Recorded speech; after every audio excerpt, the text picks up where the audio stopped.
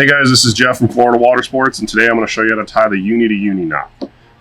We use this knot almost every day here. We use it when we tie our backing material onto our main line, or when we need to tie a leader very quickly.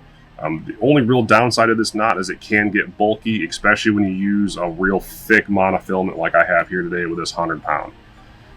What you do is you start off by laying the mono one way and the braid going the other direction.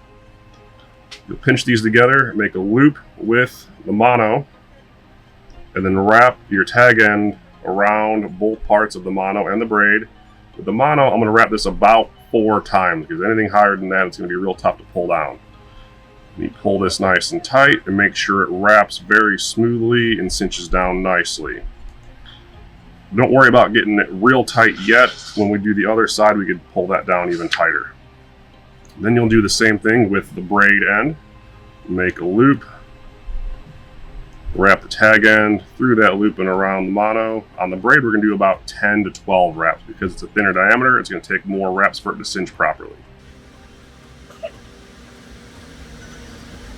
Now this one, you really have to make sure that you watch this braid and watch it cinch down. You don't want it to start wrapping over top of itself. It'll look real nice and uniform. If it doesn't look uniform, it's probably going to be cinched wrong and it may not hold as well. And all we do now is we pull these 2 knots together, pull your main line and your braid, and these knots will slide against each other. And when you get it really tight, it'll actually help cinch down this other piece of mono. And now that's all cinched. All you have to do is clip your tag ends.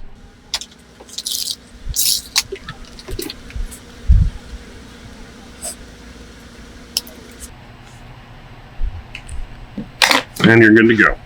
If you like this video and want to see more tutorials or how-tos, go ahead and visit us at fws.fish. You can follow us on Instagram or our Facebook accounts. Or you could even call us at 850-238-9975.